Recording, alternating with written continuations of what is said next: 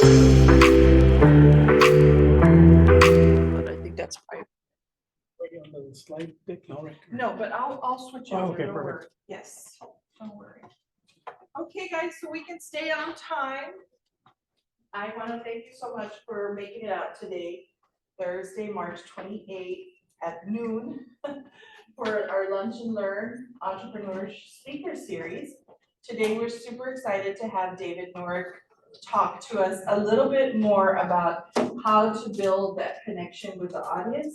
And he's a pro. He's gonna share with you all of his experience on the different speaking engagements that he's participated in and all of that good stuff. But for now, let me let you in a little bit more on David. David Ceron is an award-winning author and entrepreneur. He has appeared on the Apple TV show The 2-Minute Drill with David Meltzer, and he was a 2021 HEB Quest for Texas Best finalist. In 2023, David won the Dell Technologies National Pitch Contest and continues to compete in business competitions throughout the year.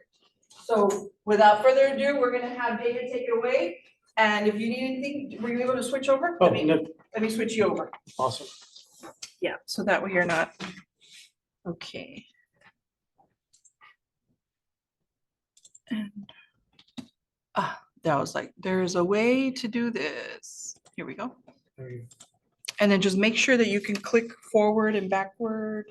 Yep. Okay, great. Awesome. So then we're all set. Okay, thank you. Hey, good afternoon. My name is David Norec. I am the author of a children's book called The Adventures of Exo Inside. I'm an entrepreneur. I've gone through the market act here with UTRGV. Currently working with Dr. Sylvia Robles with the Adopt a Startup program. And yeah, so I've done a lot of things, especially with pitch competitions. And so I'm here just to kind of to share some, I hate saying expertise, but share my experience with being in front of an audience, speaking to an audience, and you know, every day we pitch ourselves, you know, maybe not our business, but ourselves to people. So what better ways to better practices we can use for this. So a little bit about me. Last year, I was blessed to win the 2023 Dell National Pitch Contest. I don't know how many people, we had to apply for that contest, and then they chose the top 10. And then we had 3 minutes for this competition. I was the winner of that one. In 2022, I was a contestant on the 2-Minute Drill with David Meltzer on Apple TV. 2021, I was a finalist for the HEB Quest for Texas Best competition. My children's book actually was the first ever non-food product to be selected as a finalist for that competition. In 2019, I won the McAllen Chamber of Commerce Good Pitch competition. And in 2018, I was an innovation grant winner also with the McAllen Chamber of Commerce. And then I put, the last thing, I don't know if you guys can see there, 2017 McAllen Chamber of Commerce Innovation Grant. And it's kind of covering it there, but it says denied. Because I want you to know that I'm talking to you guys here today with experience, but it hasn't always been, you know, a positive experience. Well, it was positive in the sense that I learned from that experience. And so the year before I actually won an innovation grant with the McAllen Chamber, I was told, I went through kind of like a little cohort. We did like 6 weeks of classes, and then our last class, we were supposed to record ourselves, but they recorded us giving us our pitch, and if our pitch was good enough, we'd make it to the final round, and they pretty much told me my pitch sucked. Which, no, but which at that point it did. It really, it wasn't very polished.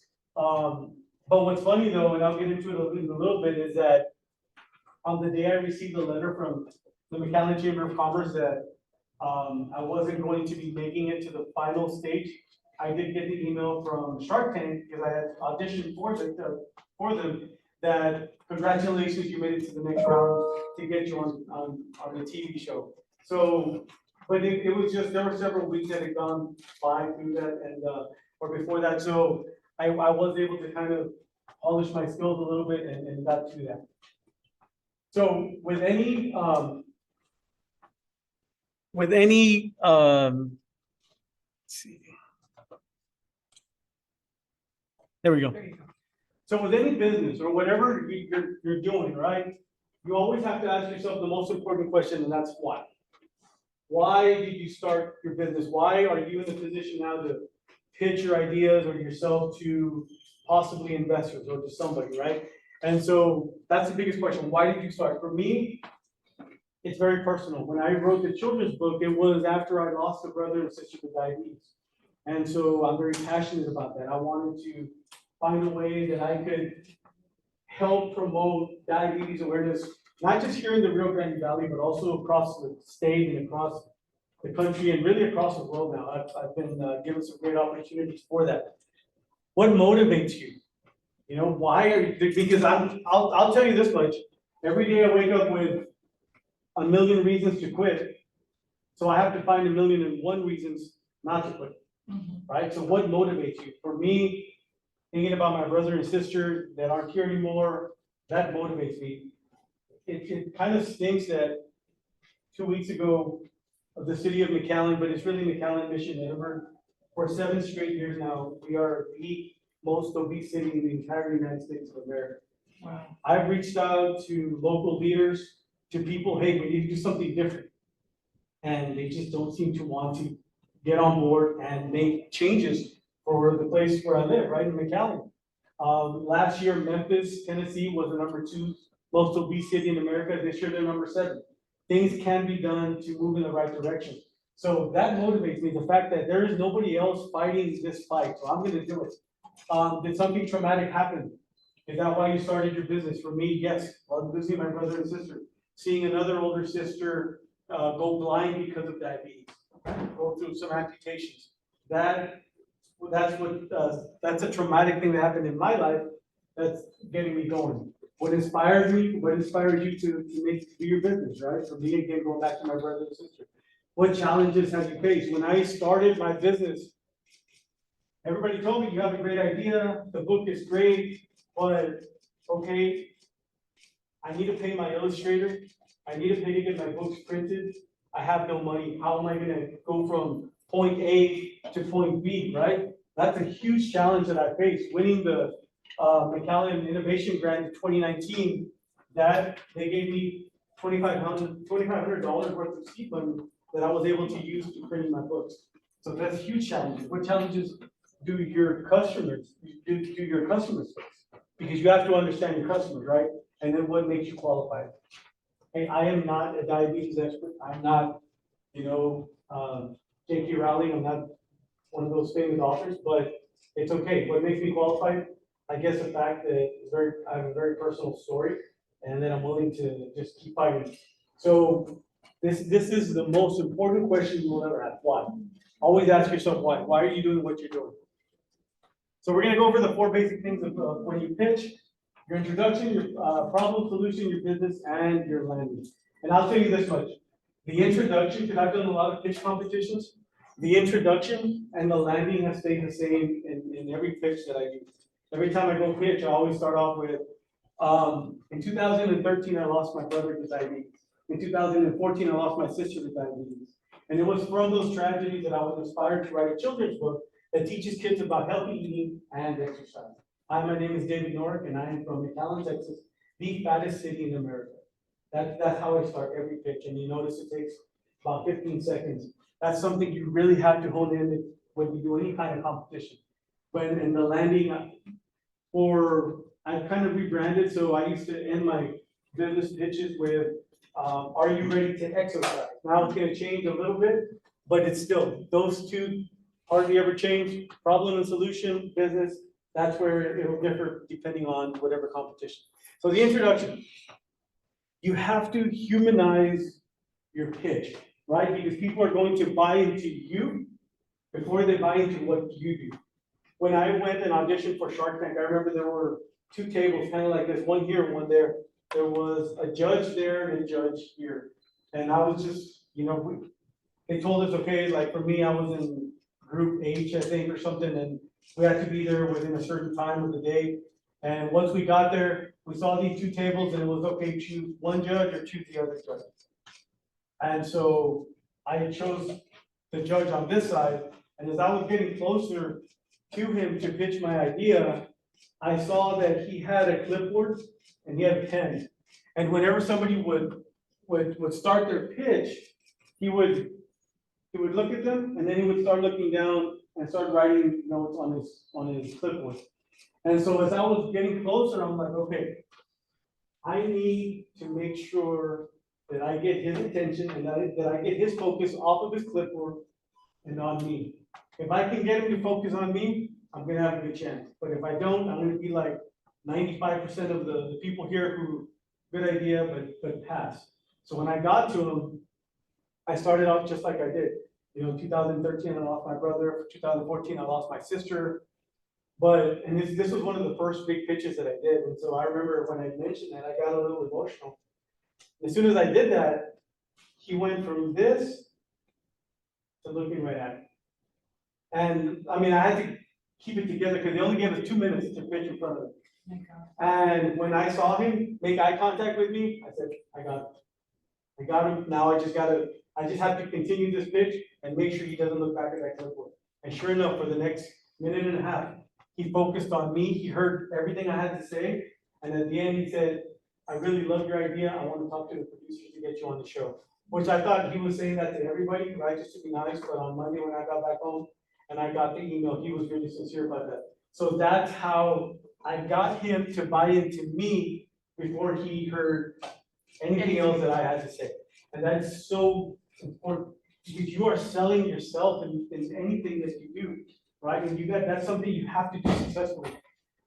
And it's not just, the reason I say this, we're gonna start working on a documentary here in the Rio Grande Valley called An Inevitable Inheritance, and it's about the diabetes epidemic here in the Rio Grande Valley. And we're looking at, it's gonna cost about $20,000, right? So we have to come up with that funding.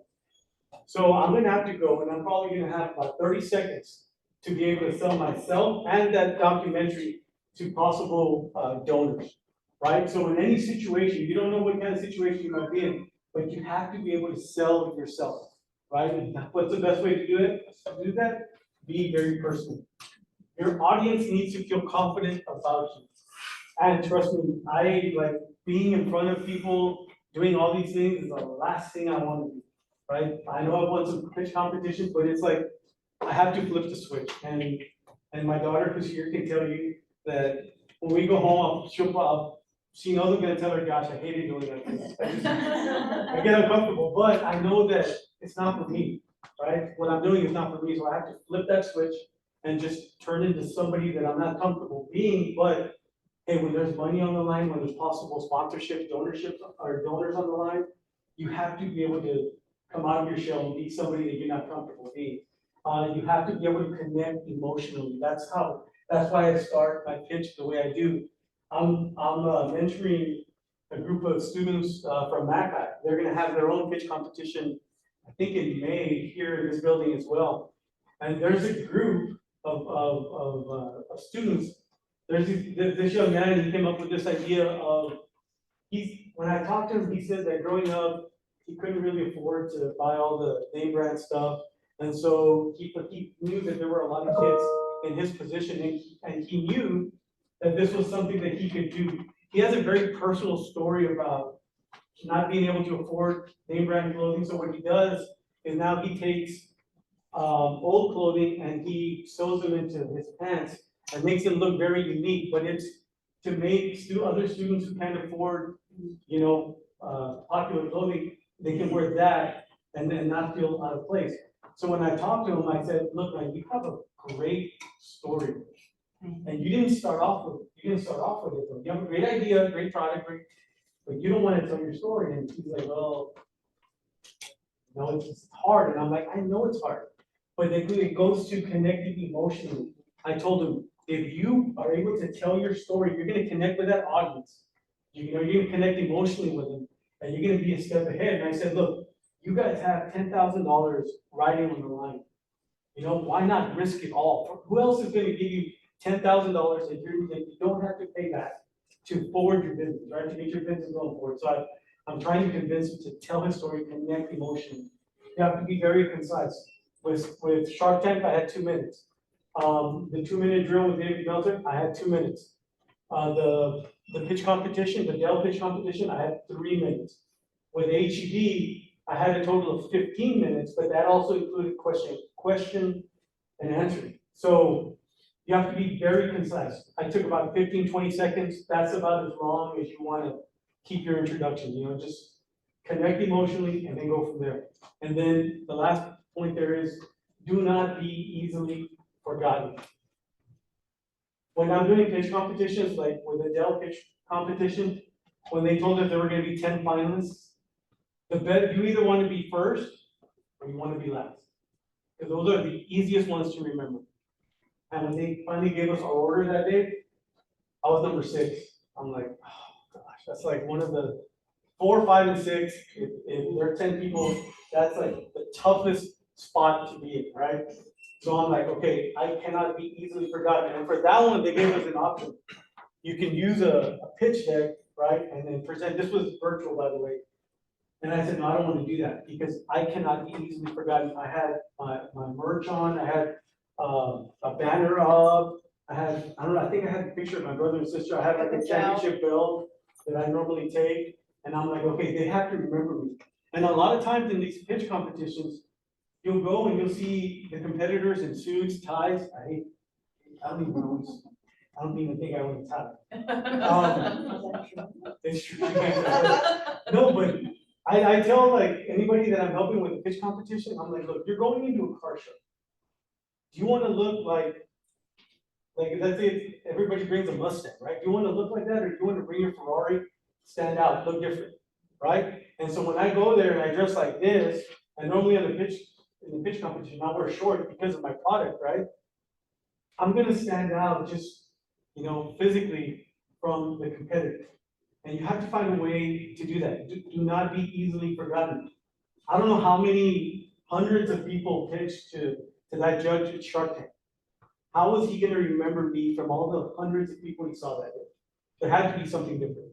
And my personal story, that's what connected with me. Because at that point, I only had, my book was just finished being done illustrated. So all I had was an ebook. I didn't even have a book, a physical book to show him. I just had my tablet, that's it. I forgot my clothes that I was gonna pitch with that day here in McAllen, and this was in San Antonio. I almost didn't even pitch. And so I'm like, look at all these other people, they have their nice merch on, they have these signs, they have their product. But I still went and did it, and I said, my personal story has to connect and not be easily forgotten. And that's, sure enough, that's what happened. So that's the introduction, like that, I would say the introduction, all these things you want to do no more than 30 seconds. Again, depending on the pitch contest, but I would say no more than 30 seconds. Be real concise. Then Before you move on. Yes. 30 seconds, you're obviously seasoned in competitions and such, but how much practice Oh my gosh. have you personally put into mastering that intro? Yeah, and I was gonna touch on that a little bit later, but that's fine. You have to practice. Like for the 2-minute drill, I had 2 minutes that I memorized. And I wrote it out and I memorized what I was gonna say. And I'll show you the sample of the 2-minute drill one. I finished at like 1 minute, 59 seconds. And one of the judges always said, do not leave time on that clock. You want to get it as close as possible. You have to practice. And then when you time yourself, again, depending on the competition, you'll tell yourself, okay, I got 20 seconds for this. I got so much for this. And you'll see right now on the sheet that I passed out for the Dell competition, there were like 11 different things that I had to hit on in 3 minutes or less for that competition. Yeah, because the judges, they're gonna get a rubric like that and they're gonna be scoring you based on that. And they're expecting you to touch on every single point. But yes, practice. Did I say practice? Yes. It takes a lot of time. But it always like shocks me that, like, especially with these pitch competitions where there's thousands of dollars on the line and you're not putting in the time to put yourself in a position to win. It's like, what are you doing, right? And you want your business to go from here to here, and you really need that help. You need to put in the time. You need to invest that time, and yeah. Do the work. You Do the work. do the work, you have to, you have to. And so the second part here is with the problem and solution, you have to tie in the problem you're trying to solve with the solution and with your personal story. With me writing a book about diabetes after losing my brother and sister to diabetes, that's what I had to do. Tie in that problem, okay, that's the problem. McAllen is the fattest city in America, 7 years in a row. Over 40% of the population is diabetic or pre-diabetic. The same stats for being obese or morbidly obese, right? Okay, that's the problem. What's my solution? Here's a children's book that actually gives kids an exercise workout from reading the book, and it teaches them about eating healthy. Okay, there's my solution. And I tie it in with my personal story after losing my brother and sister to diabetes. Explain your product briefly but thoroughly and address it and how it addresses the problem. Again, I'm looking at this slide and I'm thinking, okay, my introduction, 20 seconds, this, probably, and it also says bring in statistics, if possible, 30 to 40 seconds. 30 to 40 seconds. And again, this is for an average 3-minute pitch contest, right? 30 to 40. So now I'm at about a minute with my introduction and with my problem solution. I get those things done. And then here's where I struggled the most right here, was the business part. Because my major in college was English with a minor in speech communications. I was a teacher for 14 years. So when I started this business, my business, I'm like, what is all this? Business model? What is a business model, right? What's a pitch deck? What's all this? And so you have to be willing to learn. So with the business part, and I'll show you an example right now. This is where I was weak. What is the business opportunity, right? If people are going to invest money in you, then that's what it is. They're investing money in you. Yes, your product, but they're investing their money in you. If you watch Shark Tank, so many times it's the people that they're investing in, not so much their product. I can picture some of those sharks saying, you know, I like you, I like what you're doing, and that's why I'm gonna invest it. I believe in you and your product, right? What is the market? What is your business model? Who's on your team? Up until right now, we're still trying to get into the finals of the UTRGV business plan competition. It has just been me. But seeing how I was weak on the business side, I'm like, what can I do? And so luckily I was able to connect with somebody who's like-minded like me, who knows about the business. And I said, hey, come, if you want, come join me. And you know him, right? Taylor Esparza? Yes, and remember we connected and it's just somebody that like, okay, I don't have to do this alone, and he can answer those tough business questions when I can't.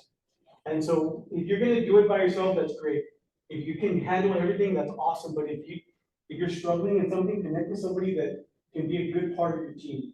And then what milestones or traction does your business have? For me, milestones, selling a certain number of books, being a finalist in the HEB competition. They want to see numbers. And if you don't have numbers, okay, well, what numbers can you use to help you? For me, McAllen again being the most obese city in America 7 years in a row, those kinds of statistics. Now, I want to show you something here real quick before we move on to the next slide, and that is, I want to show you what happened with the 2-minute drill.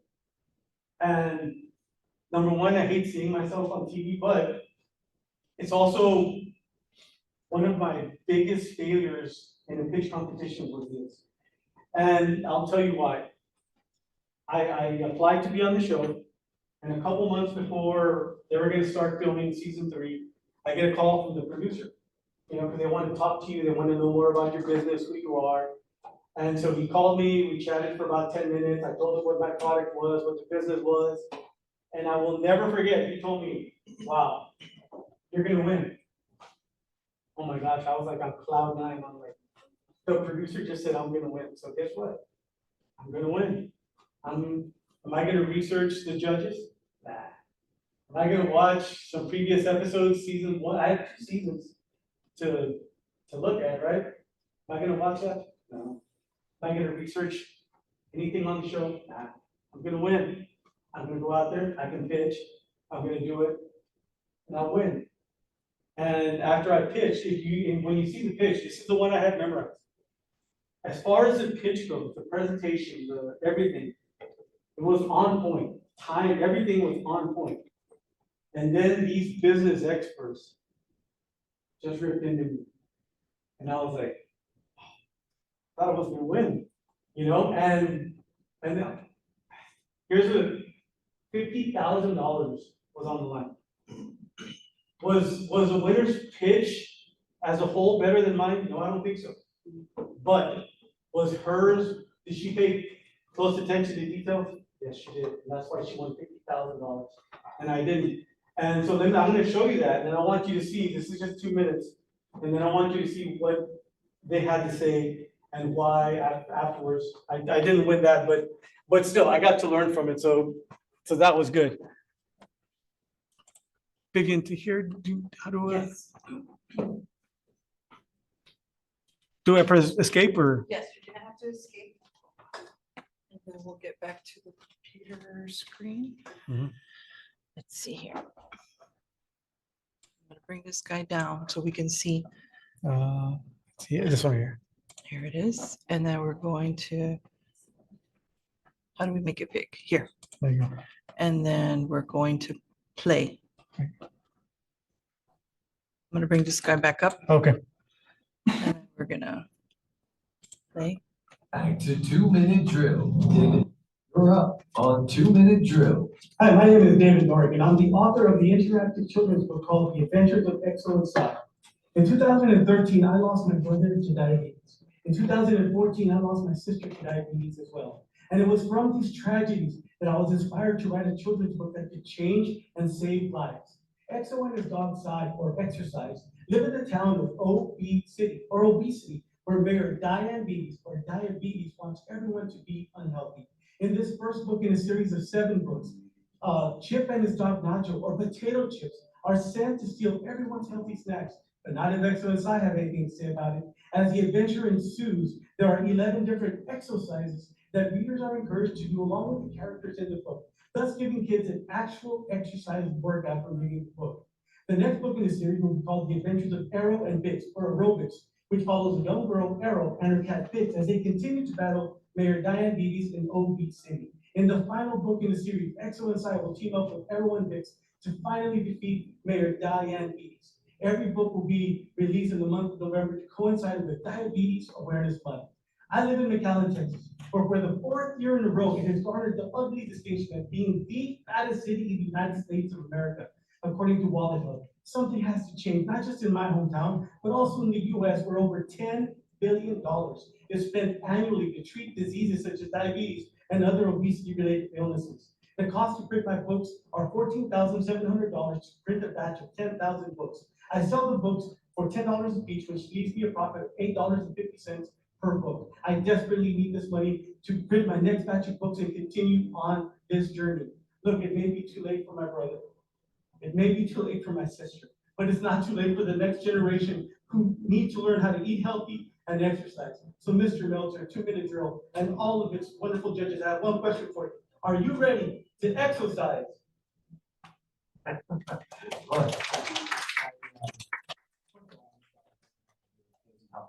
so let's start there. You had great passion, clearly, very emotional. I think that the merits behind what you're doing, I think are amazing. If you were pitching to a publisher, what you just said, I can't imagine that they would turn this down. But you didn't cover some of the business aspects of it, like how are you going to distribute this? I know how much it's going to cost you to print it. I know what the profit margins are. Good stuff. How are you going to find your audience? How are parents going to find this book? Are you going to make it available on Amazon? And what is your distribution strategy? That would be helpful. But I don't want to take away from what you're doing, because this is the kind of thing I personally would like to encourage. But I think you need to include some of these things that these guys are clearly going to talk to you about right now. I have the same questions. I'm wondering why you would self-publish as opposed to going to a publisher. And if you are self-publishing, what's your strategy? Go to market. We'll be right back with more 2-minute drill.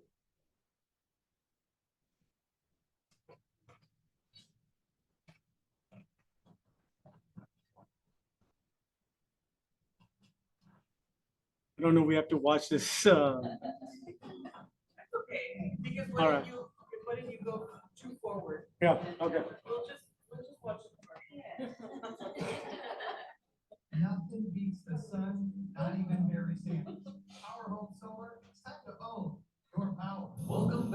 to 2-minute drill. Going to traditional publisher, there's a lot of steps involved. Even putting it in Amazon, I did, the research, and the profit margins are gonna shrink tremendously. Right now, I've been visiting schools, marketing through social media, word of mouth, and, I'm in a position where I'm running out of books. And, so traditional publishing is a route, but it's, at this point, getting in front of that audience and getting a publisher to give me a chance. I'm gonna continue doing this until I get to that point. I thought it was very emotional. You got your brother and sister behind you. I mean, the audience can connect, obviously the judges did too. It's a really cute book. I mean, like, it sounds exciting. I think, kids are gonna like that. I also struggled figuring out the business side of it. I think you can pitch. I mean, your pitch was fantastic. You had the energy, you had the tones up and down, you had the emotional connection. David always says, if you get emotional, you cry, speaking to somebody, you've got them. And like, you were upset and it's real. So you've drawn us in and you've drawn the audience in. I'm sure the viewers are gonna love that. But the business side is missing, when you're pitching. Pitch was great, but that part is missing with everything else that Rory mentioned. And I appreciate it, and I gotta be humble myself as well, and I was a teacher for 14 years, the business part is what I really need help with. I mean, I'm willing to get out there, present, sell these books, present to kids and everything, but you're absolutely right, and I would love help in that area. I think you cover so much that's important. I believe, we focus for our children on the nutrients, the hydration, the breathing side, the sleep. Just the four basics that we need to live. And obesity is such an interference to so many economic things. And I think if you would have illuminated the credibility of being a teacher, and you need business help, it would have set the stage. I think the other thing that you've done to complement your pitch is to have a specific ask. Because where you're at in the business, if that ask would be, hey, I need help with marketing, or I need help with distribution, or maybe finding a publisher. I find a pitch that has a specific ask will have much more statistical success than a broad explanation of a great business or a great idea or a great series. This can get a lot of legs. I thought it was extremely clever, which I enjoyed immensely. So thank you so much for addressing it. We'll be right back with more 2-minute drill. Screwball in the butt. All right. Yeah, can you? Yeah, no problem. So, David Meltzer, that was the last person right there. Number one, I did have an ask, and they mentioned that I asked, this was like $15,000 or whatever, but they just grilled me on the business aspect of my pitch. And so this is very important, and you ask yourself in 2 minutes, how can you put in all of that? Looking back, and I've done some more research, there were probably some things that I could have taken out and added that to that. And again, if I would have not drank the Kool-Aid and, watched season 2, season 1, and see what they look for, maybe I would have won. But I still learned a lot from them. And this was before I won the Dell pitch competition, and I made sure that on the following competitions that I followed, like the rubric, they won't all give you a rubric, by the way. This one they did, but a lot of times they won't. And even for HEB, one thing I didn't consider was, well, I did, but I didn't know how to go about it, was the judges. Hey, can I have those, for those that didn't get a rubric, Okay. I'll pass those Yeah. out. And so, what I realized with the HEB competition, I was pitching to a bunch of like chefs or people in the food industry. And so everybody else that pitched their ideas, they had food that these judges could taste. I had a book. Even though I gave them a book, they can't taste that, right? And so that's something, every pitch competition is different, and it's something you can work. So And then what would you have done different, David, since it wasn't something you tasted, you were pitching a book, what would you have done different? What I didn't allot enough time for was reading part of the book and have them do some of the exercises. Oh. And have them get involved like that. I was able to do one, but because of the time, that was it. So they really didn't get to experience the book. That's what I would have done differently. Yeah. And then finally, the landing. What are some other milestones? Like for me now, like in this part, I'll put in somewhere where I'm partnering with, local nonprofits like Unidos contra la Diabetes, the South Texas Literacy Coalition, the South Texas Juvenile Diabetes Association. Because people, that adds credibility to you and your product. You know, because if they're supporting you, they're like, well, I want to support that too. What is your ask? I learned this in that Dell competition. Actually, before that, there was another pitch thing that I was able to be a part of. And let's say the top prize, like for the Dell, was $5,000. If you go in there and say, well, I only need $2,000 for this, you know, why are they going to consider you for first place if you only need, you know, 2,000? You ask for everything. You ask for the apps, and in fact, if you need more, you ask for more. I should have asked for more. In that competition, the first place was $50,000, and I'm here asking for $15,000. No, I'm showing them that I don't need the $50,000. I should have done that. I should have done my homework again. Describe what you're gonna do with your prize. Before entering that Dell competition, they said, prize money, you're gonna get a free laptop, and you're gonna get membership into the NEA, the National Entrepreneurs Association. So when I applied, because of this other class that I had taken earlier in the summer, I made sure, I said, this is what I'm gonna do with the Dell computer, this is what I'm gonna do with the money, this is what I'm gonna do with the membership into NEA. So now I'm showing them, hey, I'm serious, I'm gonna do positive things with the money that they're gonna give me. They wanna see that, right? An invitation. I always ask, hey, are you ready to exercise? Are you ready to join me? Now that I've rebranded to FitLit or FitLit Movement, I think I'm gonna end now, are you ready to put the move in movement? So that's how I'm changing. And then the last one is have a catchphrase. Again, how you start, how you end, that's what they're gonna remember, right? And so that for me was the best way to pitch. Top traits, you need to have grit. You need to be coachable, to be teachable. Again, there are so many times that I did not win anything, but I've learned from them. You have to have integrity, passion. You have to know the audience. This I get from doing presentations all the time at schools. Yesterday, I was at Idea Mission. And I didn't know until that day that I was gonna present to middle school students. And presenting to elementary school students is different from presenting to middle school students, and it's different from presenting to high school students. Yep. So when I got to that classroom, I'm like, and you can tell some of the kids, they were a little unruly. I'm like, okay, what do I have to do to kind of get them to focus on me, right? I have to read my audience. And luckily, one of my first years of teaching, I actually started that Idea Mission. The first year that school opened, I was there. And so I started off like that, and I told the kids, and they were like, you were a teacher here, sir? Yeah, I was a teacher here.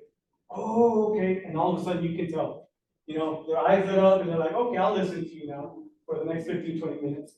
And so you have to be able to read the room. Again, going back to that HEB competition, I should have read more closely. I should have asked before too, hey, what are the occupations of the judges? So that I could better prepare myself. Prepare for the format. And again, every format is different. The paper that you have right here, that you guys have is the one for the Dell competition. Yeah, bring that whole thing down. Just click and bring it down. And bring it There we down. go. See, it's this one. Yeah. So this is what they gave us. This is what they gave us before Here it is. the pitch competition. Oh, you got it. So, and again, 3 minutes is what we had for this. Number one, we didn't write our name. Welcome. The website is functional and looks professional. So for this competition, you have to have a website. And if you didn't have a website and you were gonna enter this competition, you better get a website and it better look professional. That was number one. The ability to define the product or service, okay? Check on that. The idea addresses a major problem or need, okay? Check on that. The business is differentiated from the competition, okay? Can talk about that.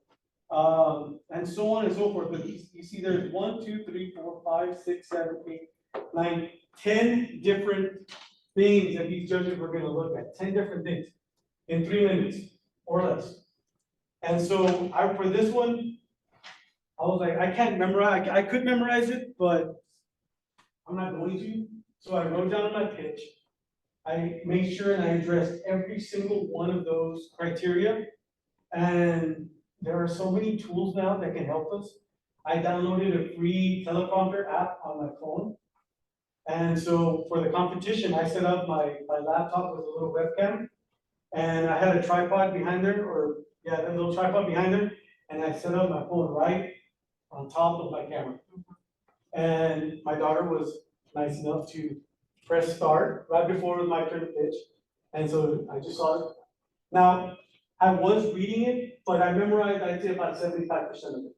Because I didn't want it to seem as if I was just reading, something. But I was reading it and it looked like I was looking right at the camera.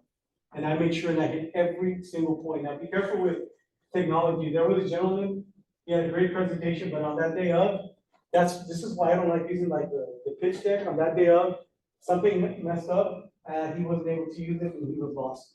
And when you've got 3 minutes to do it, I don't like using that. But my teleprompter worked perfectly, and then I ended up winning that competition. But I had to address all of these criteria just for that pitch in 3 minutes or less, which pretty tough to do. And then you move the banner back up, that black. Yes. There we go. Thank you. Know your content without the slides. Remember in the pitch competition, the slides are for the audience and the judges, not for you. If you're spending your whole time looking back and reading it, you're giving them the impression you don't know what you're talking about, right? So slides are for them. And then be time efficient. Be time efficient. I'm part of I wish Dr. Robles was here today, but I'm doing the Adopt a Startup program. And 3 of us on Mondays, we meet virtually, and the students have to present. And she'll say, okay, you guys have 7 minutes. And I know it's difficult because you're part of a team, you have to present virtually. And a lot of times they'll go over time.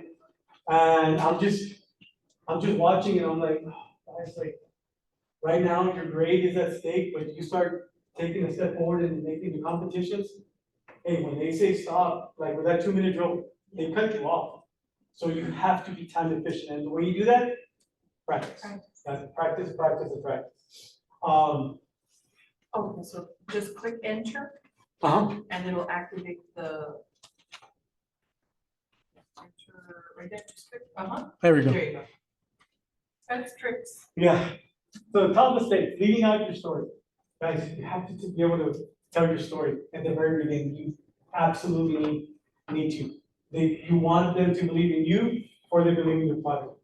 Second mistake, not doing audience research, which is what I did on the 2-minute drill. Didn't do my audience research, my judge research, should have. $50,000 was on the line. Why didn't I not do that, right? Oversharing, you want to be within those time constraints, you don't want to overshare. And then there it is, not practicing, right? You have to practice. I can't stress that enough. Have to practice.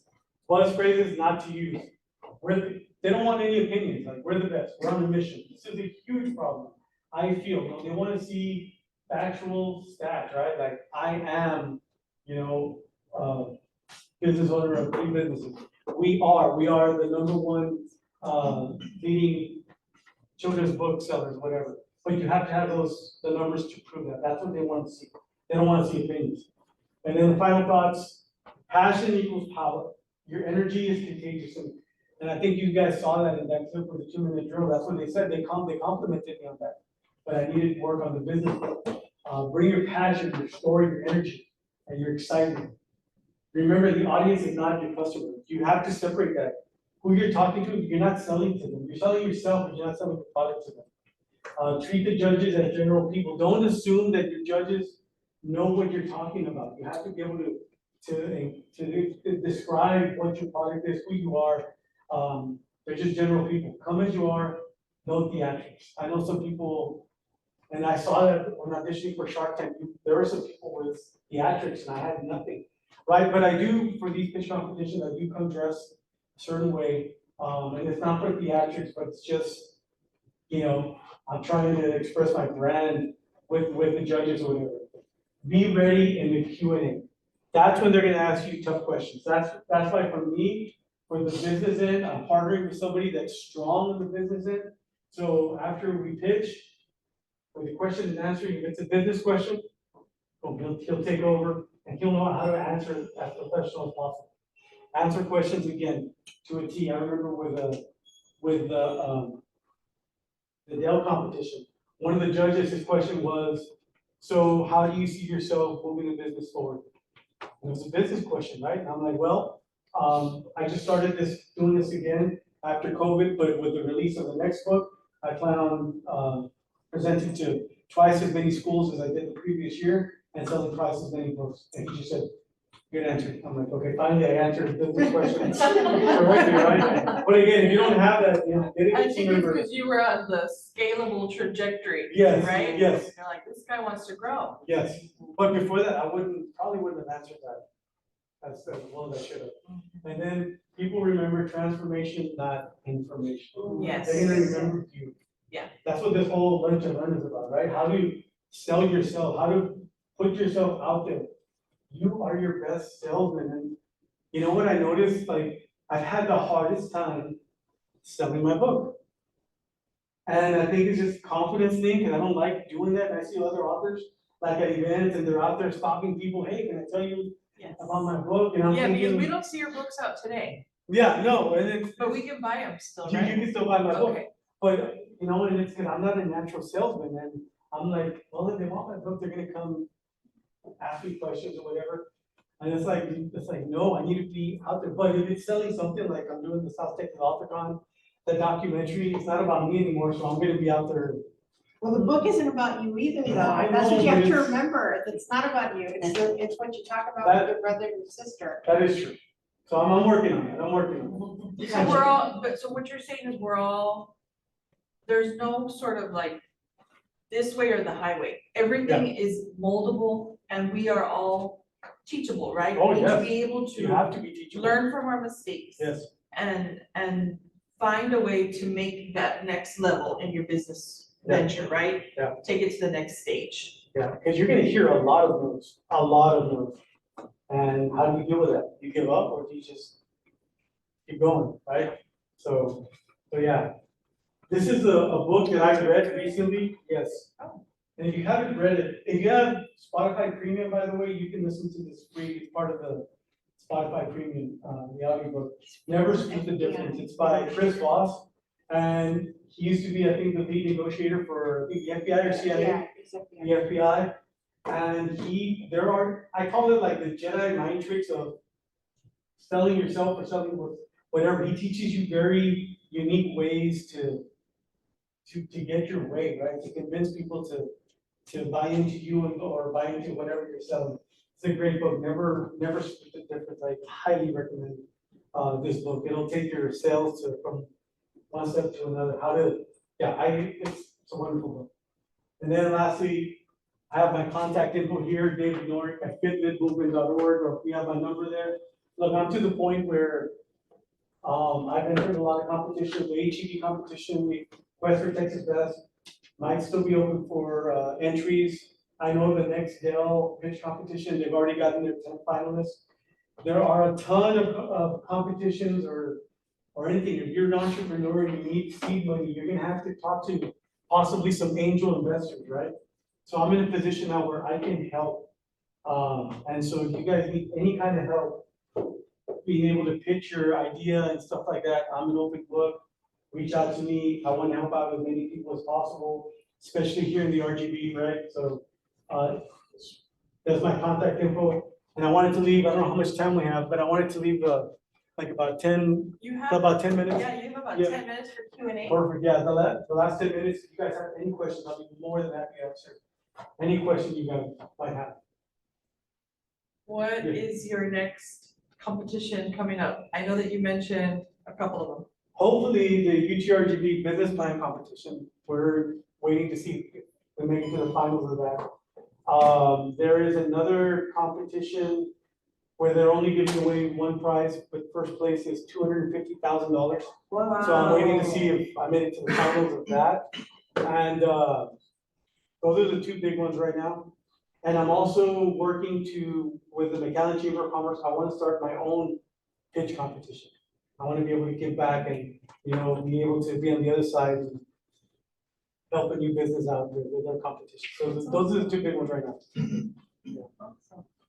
Any other questions? I'm wondering, like, listening to you talking about what's coming up, how do you know, how far down the future? Because I mean, I'm imagining if you were like, a couple of years ago, 15,000, like I'm topping out, and now you're looking at 250,000. Yeah. I'm assuming that you have projected yourself into the future and what that would look like. So I guess I'm wondering, like, how do you know how far out to project, you know, so that they, like I said, they see that you're understanding scalability and Mhm. dreaming and part two, does that help them buy more into supporting you regardless of how Yeah, it long does. they Right are? now, I'm looking probably just like a year ahead. Okay, And you're right, it allows these people to buy into me saying, okay, this guy has a plan, he has goals, attainable goals, right? And then he's gonna continue to move forward. So I'd say about a year. okay, Yeah, I don't like it too far ahead. yeah,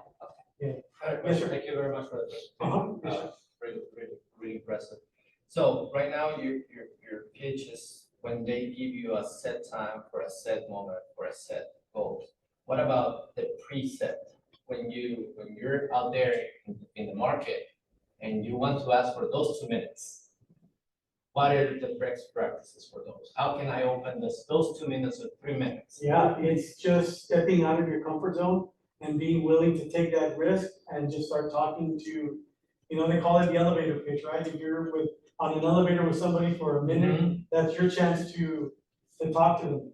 And so the very first step is, before they listen to what you really have to sell them, right? You're gonna have to sell yourself. And that's where those few seconds, hey, you know, it's amazing with going back to the book sales. And then with that, once I tell them my story, losing my brother and sister, diabetes and everything, I have made so many sales just from that, because they're like, oh, like, yeah, I know somebody with diabetes, you know, there's somebody in my family that has diabetes, I'll support you, you know, and they've never even opened the book, but they're like, I'll support you. So if there's any way possible that the person you're going to speak to, if you know a little bit of background about them, find something that connects, that will make you more memorable, and just start off like that, and then you move right in, because you're right, you might get 30 seconds to a minute, and with that time, you have to sell yourself. Before you sell anything, you have to sell. Is there any catch phrases for you to break the ice for? For me, yes, and I've already like practiced, you know, like starting off with my story, where like, hey, did you know McAllen is the fattest city in America 7 years in a row now? Oh, they're in. Now I can talk to them. So whatever it is that you have, find something that is general that can connect with the general audience. That would probably be my best advice. Thank Yeah, yes. What's your business industry battle, if you don't mind me asking? Outside. Alzheimer's, okay. Well, yeah, that's a big. That's big, yeah. And the other natural emotional lead-in. Yes. And if you have You can somebody start personal- working on that emotional factor. Well, it is an emotional factor, but also it's like that perspective of the other side that they don't want to share.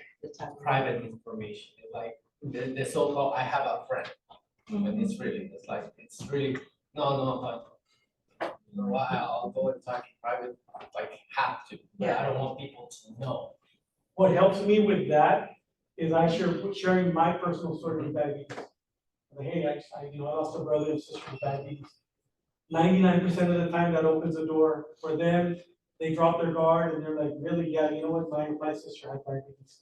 Something like that. So if you can just make that personal connection to where they can drop their guard and they'll listen to you, and then they're open to share, that's probably the best. And it's funny with that too, about right when I was about to finish the book, a few months after my sister passed away, I started getting all these symptoms of diabetes, and I went to the doctor, and yeah, you're diabetic, and I was upset about that first, but now I'm thinking, but now they're gonna believe what I'm saying, because not only did I lose a brother and sister to diabetes, but I'm diabetic, right? So it's not somebody who knows somebody with diabetes, it's somebody who has diabetes, somebody who's lost somebody to diabetes. That really helps me out a lot.